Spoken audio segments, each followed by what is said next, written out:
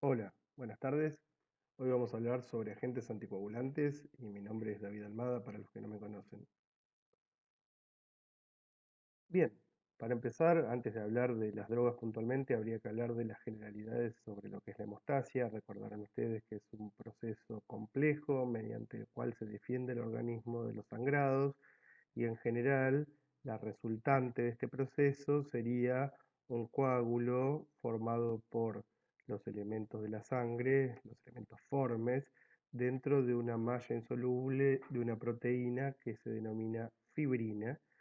Y para que esto ocurra, se deben desarrollar varios mecanismos que son al mismo tiempo solapados unos con otros e interdependientes, ya sea el factor vascular, el factor plaquetario y el factor de las proteínas plasmáticas en diferentes niveles.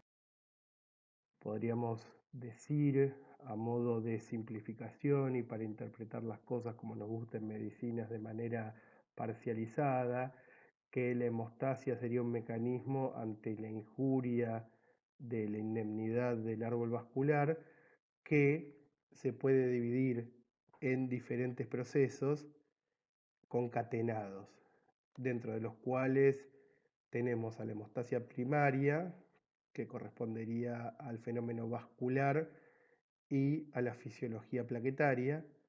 Separado de ello, estudiamos la hemostasia secundaria, que es la activación del sistema de zimógenos plasmáticos y que lleva al desarrollo de la red de fibrina. Y posteriormente el fenómeno de destrucción de esta malla de fibrina y reparación ad integrum del tejido. Esto sería parcializado la forma que tenemos de comprender la hemostasia. Actualmente el concepto de hemostasia es amplio y podríamos decir que es el equilibrio dinámico entre los fenómenos que llevan a la trombosis, es decir, los fenómenos protrombóticos, y los fenómenos que llevan a la hemorragia. Entonces sería como esta balanza bien gráfica, una compleja interrelación de factores que van a ir haciendo un poco para que no sangre y un poco para que no coagule.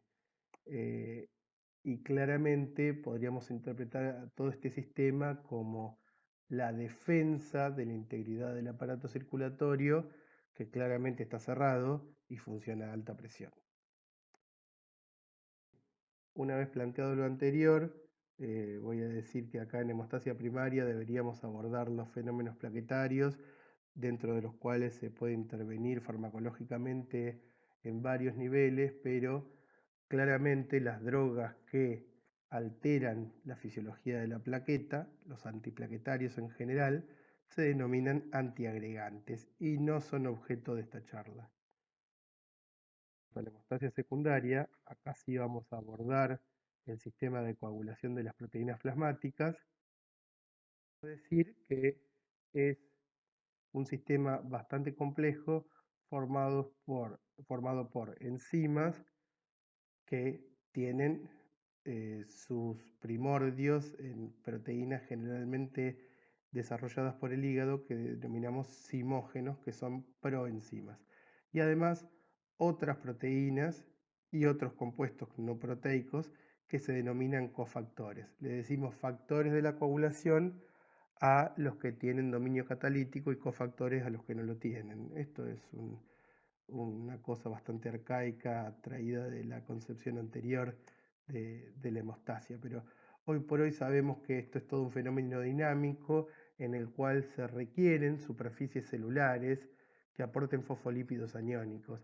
Esto es básicamente regiones de las plaquetas en donde los fosfolípidos suelen hacer flip-flop y por lo tanto exponer en determinadas zonas parcheadas de la plaqueta superficies que sean afines para que todo este concierto de proteínas tenga lugar y no solamente dentro de la parte fisiológica, sino que estas superficies celulares quedan expuestas también en fragmentos celulares, sobre todo de leucocitos, en procesos como las respuestas inflamatorias, ya sea locales o sistémicas. Entonces, las proteínas de membrana de estas balsas, como se les suele llamar a a estas zonas de la membrana activadas, por así decirlo, presentarían el contexto ideal para que se desarrollara el fenómeno cataclísmico del desencadenamiento de la red de enzimas plasmáticas para dar lugar a la malla de fibrina. Espero no haber sido eh, muy complejo en la explicación. Pero básicamente culmina todo en la formación de trombina, que sería la enzima clave de todo este sistema, porque es la enzima que va a clivar al fibrinógeno, que es una proteína soluble, para transformarla en fibrina, que es la proteína insoluble que va a contener a los elementos formes de la sangre. Ahora, el sistema de la coagulación se estudia desde hace muchísimos años y en su momento se denominó arbitrariamente y al azar factor 1, factor 2 y así en orden creciente y denominaron, por ejemplo, factor 4 al calcio.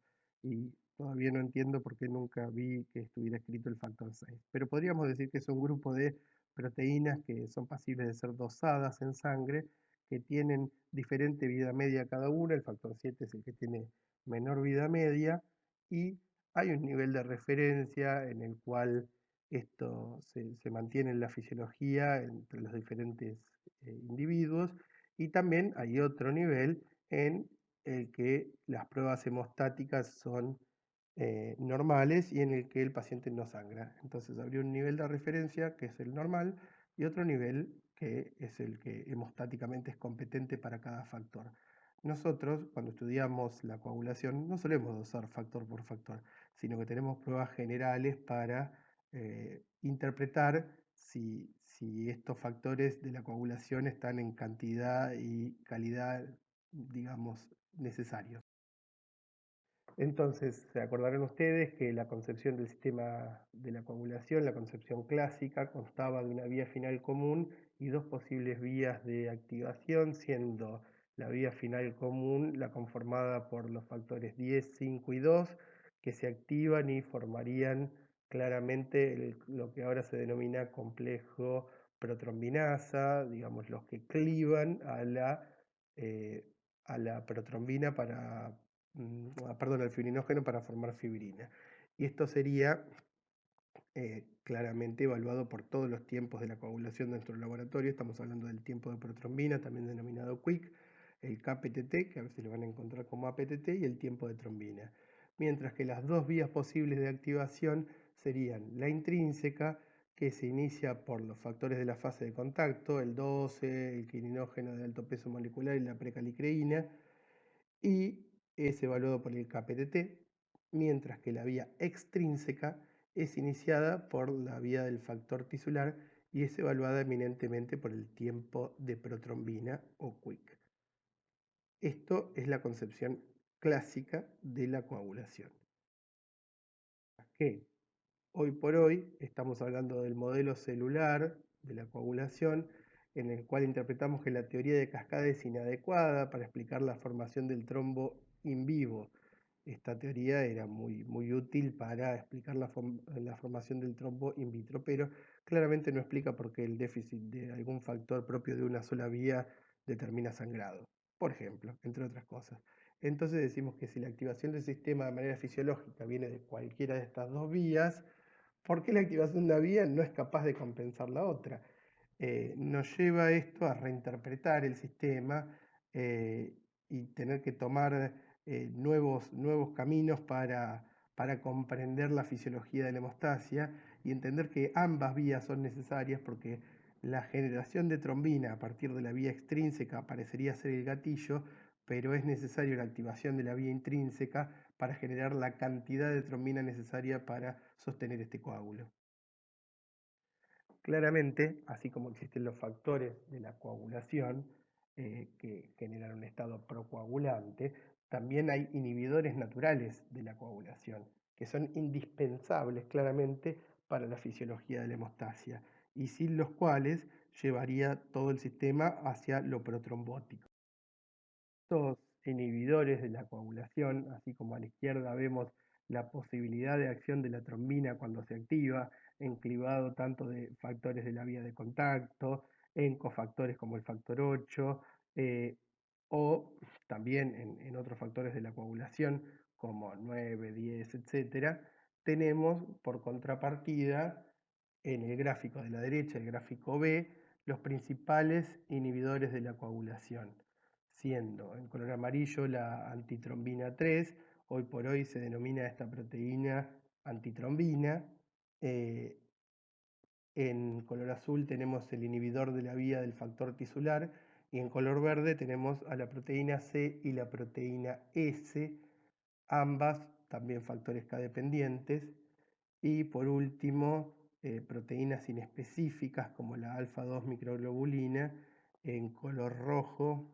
Y fíjense la cantidad de interacciones de cada una de ellas. No es objeto tampoco de esta clase que reconozcan cada sitio de acción de estos inhibidores naturales, simplemente que los conozcan a fin de interpretar que cualquiera de estos factores, cuando se ven alterados en cantidad o calidad, también determinan una, una desviación del sistema hacia lo protrombótico y que estos factores además son pasibles de ser intervenidos farmacológicamente.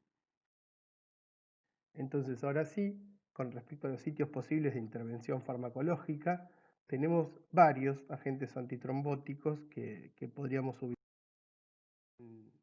en nuestra fisiología.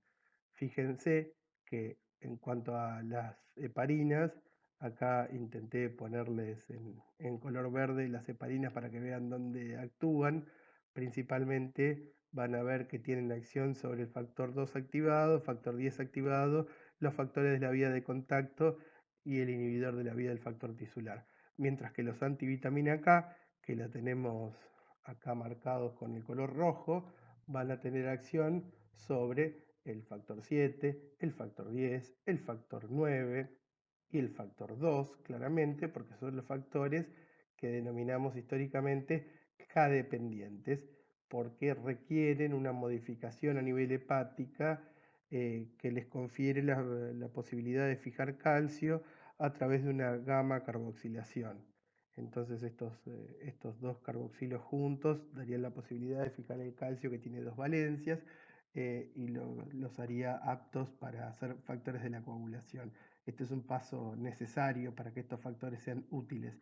También, como ya puntualicé cuando hablé de inhibidores fisiológicos de la coagulación, son factores K dependientes la proteína C y la proteína S.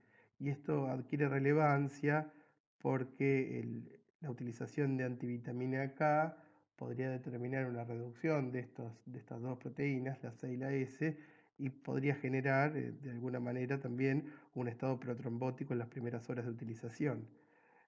También tenemos otros sitios de posibilidad de intervención a esta cascada y sería con inhibidores directos de la trombina, acá los marco con un color beige si quieren, y también existen en el mercado y se comercializan los inhibidores del factor 10 activado.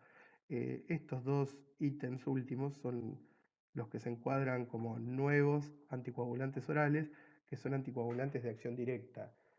Por la extensión de este seminario tampoco los voy a abordar en profundidad, pero simplemente es necesario que sepan que existen, que se comercializan, que los pacientes los utilizan y que como gran desmedro de estas nuevas tecnologías yo podría decir que no tienen ningún tipo de reversión rápida de acción. Por lo tanto, es lo único que voy a decir, son nuevas drogas que no tienen antídoto, por así decirlo. Bien, abordando puntualmente el tema de las heparinas, ¿qué es necesario saber? Porque si uno va al libro va a encontrar muchísima información. Son drogas utilizadísimas hace muchísimos años y se usan en todos los centros de salud que tengan internet. Tienen que saber que son de naturaleza glucídica, son glicosaminoglicanos, ácidos sulfatados con pesos moleculares altísimos, son macromoléculas que tienen de 15.000 a 18.000 Daltons y están constituidas por una mezcla no homogénea de polisacáridos.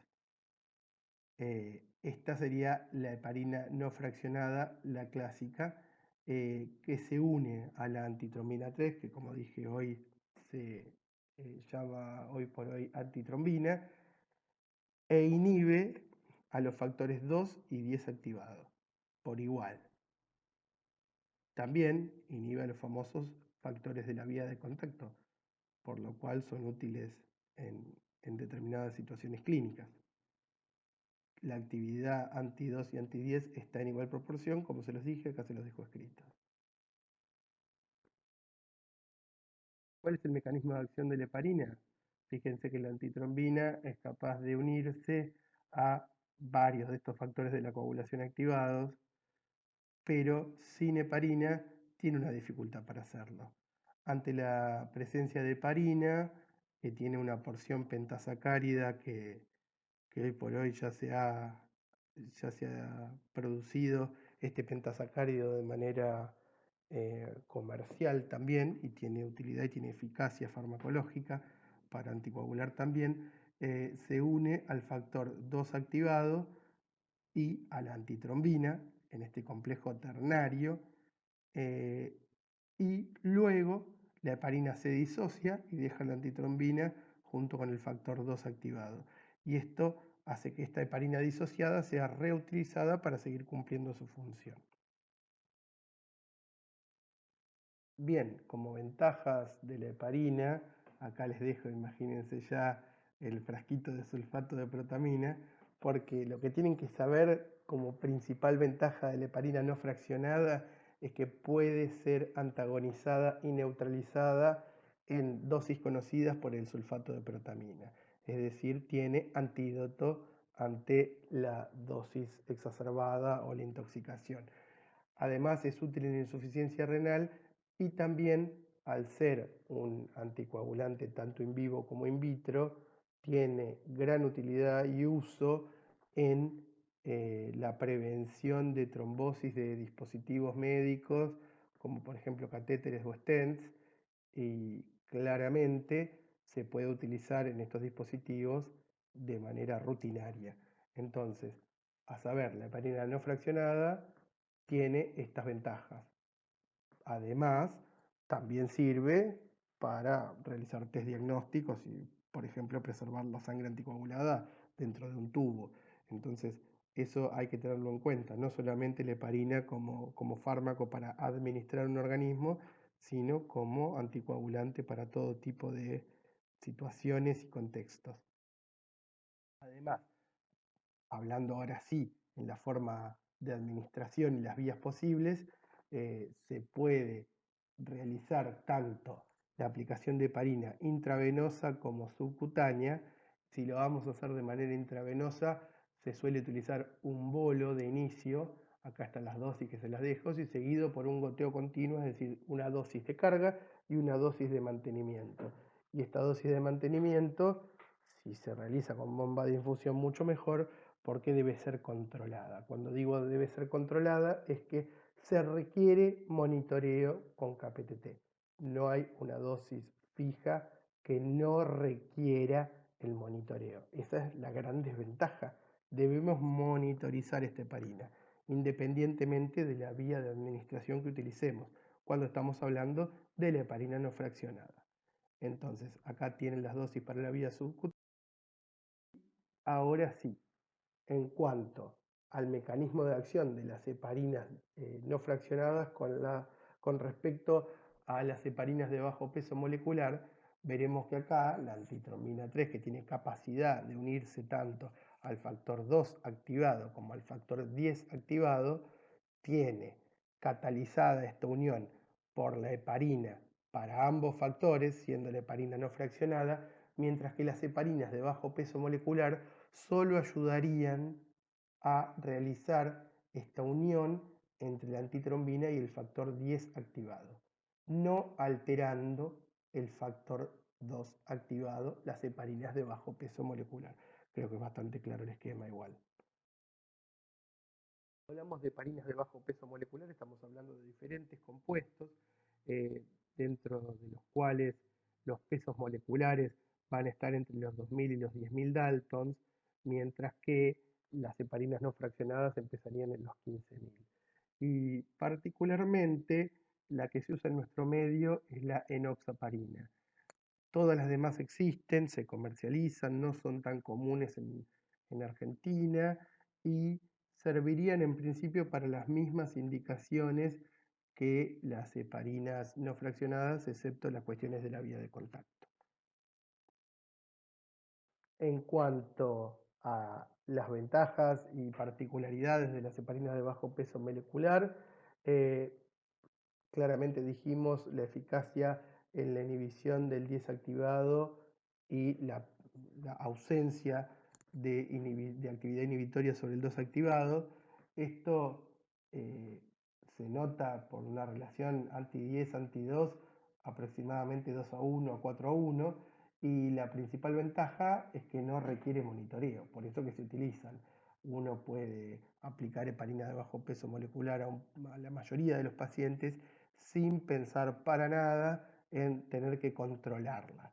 Ahora bien, como no altera de la misma manera los factores de la coagulación, no es útil utilizar el KPTT para monitorear la acción de la heparina de bajo peso molecular. Si bien sabemos que esto no es necesario en la clínica, con algunas excepciones, como los pacientes con insuficiencia renal severa, obesidad mórbida y también pacientes muy emaciados o desnutridos, que sí podrían requerir monitorizarlas, no lo podemos hacer con KPTT como con la heparina no fraccionada, sino que tendríamos que utilizar la actividad anti-10A in vitro, que esta actividad además no es del todo predictiva del efecto antitrombótico en vivo y además la gran mayoría de los laboratorios no lo tiene puesto a punto. Entonces habría muchísima divergencia y esto sería un dato que no sería tan útil. Entonces, lo difícil de manejar de la heparina de bajo peso molecular sería la monitorización, si es que se necesitara, y tampoco se puede inhibir su efecto con la misma estequiometría que inhibíamos la heparina no fraccionada con el sulfato de protamina. Digamos, la administración de protamina no tiene la misma eficacia para contrarrestar el efecto en las heparinas de bajo peso molecular. Ahora bien, ¿qué podemos decir comparando unas con las otras? Estamos el efecto anti-2 y anti-10, el peso molecular, las vías de administración, claramente las de bajo peso molecular son subcutáneas, la vida media también es diferente, la unión a proteínas plasmáticas es muy baja en las de bajo peso molecular, mientras que es bastante alta en la heparina no fraccionada. También la heparina no fraccionada se une a proteínas endoteliales, macrofágicas y tisulares. El clearance, es decir, la eliminación de las heparinas de bajo peso molecular es eminentemente renal, mientras que el clearance de las heparinas no fraccionadas es el famoso clearance plasmático. eh, Algunos también han denominado esto eliminación de Hoffman, es decir, es un mecanismo saturable que depende de las proteínas endoteliales y también parte de las heparinas se eliminan por vía renal, de las no fraccionadas. Con respecto al monitoreo, mientras para la no fraccionada usamos el KPTT y el tiempo de trombina, para las de bajo peso molecular, como ya dijimos, el anti-10A, la neutralización por la protamina también hablé, las dosis terapéuticas son claramente diferentes eh, y la posibilidad de aparición de efectos adversos, a saber, uno debería tener en cuenta siempre que a largo plazo las heparinas causarían osteoporosis y a corto plazo podrían causar reacciones cutáneas, además de sangrados, por supuesto, estas todas, y la ocurrencia de HIT, que es la trombocitopenia inducida por heparina. Entonces, esas serían las mayores diferencias, las tienen plasmadas en el cuadro y tendrían que saber que cuando un paciente está heparinizado, dentro del famoso control de heparina, van a tener que incluir al número de plaquetas, que si bien su fisiología no está alterada por el uso de la heparina, digamos porque actúa sobre la antitrombina y ustedes eso ya lo conocen, pero sí puede generar trombocitopenia inducida por heparina. Bien, cuando hablamos de usos y modalidades de la heparina, se utiliza eminentemente para dos cosas: anticoagular con heparina a un paciente, que era lo que verdaderamente veníamos charlando recién, en cuanto a tratamiento, o bien la realización de profilaxis con heparina. Entonces, cuando nosotros hablamos de anticoagular, sería para tratamiento de una trombosis establecida. Y cuando hablamos de profilaxis, es para prevenir episodios trombóticos. Esta profilaxis también la denominamos subheparinización. Espero que se haya entendido el tema y no haya sido tan complejo. Vamos a los antagonistas de la vitamina K, que son los famosos anticoagulantes orales clásicos. ¿Qué podemos saber de estas drogas? En el año 21 se describe la enfermedad del trébol dulce en el ganado, particularmente, si mal no recuerdo, en Escocia, cuando los campesinos iban a castrar a los terneros, veían que los terneros que comían este trébol dulce se desangraban. Claramente aislaron el compuesto, era un cumarínico, el dicumarol. Se realizan en la época del 40 los estudios en humanos y en el 50 entran al mercado. Por tanto, llevan 70 años en venta en el mundo y son la droga número 14 más vendida en la historia de la medicina. Digamos, la utilidad es gigantesca y hay una experiencia en su uso muy, muy grande como antagonista de la vitamina K y por tanto anticoagulantes orales in vivo. A nadie se le ocurriría poner acenocumarol adentro de un tubo y pretender que esto generara efecto anticoagulante. Ahora vamos a ver por qué. El mecanismo de acción consta de inhibir la gamma carboxilación de los residuos de glutamato de los factores K dependientes. ¿Cómo lo hacen? Inhiben la regeneración de la vitamina K mediante la inhibición de la epóxido-reductasa y de la quinona reductasa, que serían dos enzimas que regeneran esta vitamina K una vez que ya se produjo la gamma carboxilación de la cual esta vitamina K es cofactor. Acá tienen la representación de estos factores, los tienen que saber de memoria, sí, por supuesto, son los factores 2, 7, 9 y 10, y a su vez son K-dependientes las proteínas C y S, que son inhibidores fisiológicos de la coagulación. Esto hay que saberlos y también hay que saber que el factor 7 es el factor con vida media más corta en el plasma. Todos estos factores son producidos por los hepatocitos y ante la deficiencia de vitamina K se producen factores que no son aptos para realizar sus funciones, es decir, no fijan calcio y por tanto no ayudan a la coagulación. Cuando hablamos de anticoagulantes orales cumarínicos, tenemos que hablar de que hay diferentes drogas con diferentes vidas medias, pero con igual eficacia farmacológica para producir la anticoagulación in vivo. Y tenemos a saber el acenocumarol, la warfarina y otros de vida media larga, por ejemplo el fenprocumol. Independientemente de eso, en el mundo anglosajón se suele utilizar la warfarina, para lo cual hay muchísima información disponible, mientras que el acenocumarol tiene menos publicaciones, pero en el medio local es el que se utiliza de manera rutinaria. Así que hay muy pocas diferencias entre ellos. Lo que suele pasar es que la warfarina, al tener una vida media más larga, tendría concentraciones más estables en el tiempo y también se requerirían más días para lograr esta concentración estable, por lógica farmacocinética. Ahora bien, los anticoagulantes orales también están ahí en la balancita entre las tromboembolias y las hemorragias y tenemos que hablar de que hay que establecer un estrecho monitoreo terapéutico porque la ventana terapéutica es muy corta. Entonces, ¿qué usamos? Usamos para monitorear el efecto de los anticoagulantes orales el RIN, que es el rango internacional normatizado que surge de una fórmula un tanto compleja que compara los tiempos de protrombina de diferentes laboratorios. Sería como un tiempo de protrombina estandarizado. Este RIN, que se expresa en unidad numérica solamente, no tiene otro tipo de anexo, simplemente es un número, establecería que ante el déficit de estos factores K dependientes se eleva este coeficiente RIN.